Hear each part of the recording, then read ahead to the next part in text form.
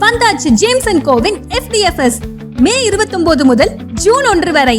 James and Co foundation day flash sale. கடந்த 2016 சட்டசபை தேர்தலில் அன்புமணிக்கு தேர்தல் வியூக ஆலோசகராக செயல்பட்டவர் ஜான் ஆரோக்கியசாமி. இவர் தற்போது முதல்வர் விஜயின் அரசியல் ஆலோசகராக உள்ளார். இதன் மூலம் முதல்வர் விஜய்க்கும் அன்புமணிக்கும் இடையே நல்ல நட்பு இருந்து வருகிறது. ஆனாலும் தாவேக அரசியல் பாமக சேரவில்லை. அரசியல் ரீதியாக விசிகவுடன் இணைந்து செயல்பட முடிவெடுத்த முதல்வர் விஜய் அக்கட்சிக்கு அமைச்சர் பதவியும் கொடுத்துள்ளார்.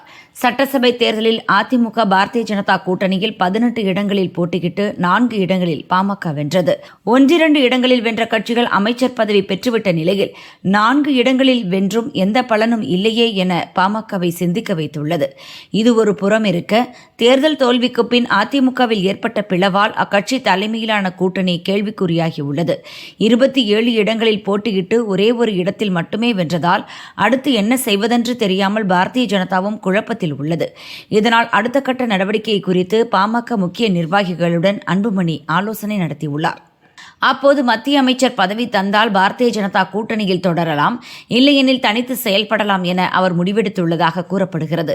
இதுகுறித்து பாமக தரப்பில் கூறியதாவது: கடந்த 2016 சட்டசபை தேர்தல் தவிர 2014 முதல் பாரதிய ஜனதாவுடன் இணைந்துதான் பாமக தேர்தலை சந்தித்து வருகிறது.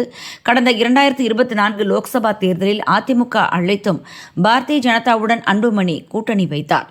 இப்படி பாரதிய ஜனதாவுடன் 12 ஆண்டுகள் பயணித்த போதும் பாமகவுக்கு எந்த பலனும் இல்லை. கடந்த 2014 அன்புமணி லோக்சபா எம்பியாக இருந்தும் மத்திய அமைச்சர் பதவி தரவில்லை.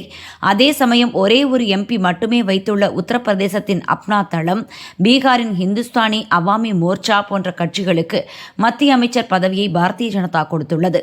அதேபோல தற்போது ராஜ்யசபா எம்பியாக உள்ள அன்புமணிக்கு மத்திய அமைச்சர் பதவி கொடுத்தால் பாரதிய ஜனதா கூட்டணியில் தொடரலாம், இல்லையெனில் வெளியேறி வரும் 2029 லோக்சபா தேர்தல் வரை தனித்து செயல்படலாம் என அன்புமணி முடிவு செய்துள்ளார் என்று தெரிவிக்கப்பட்டுள்ளது.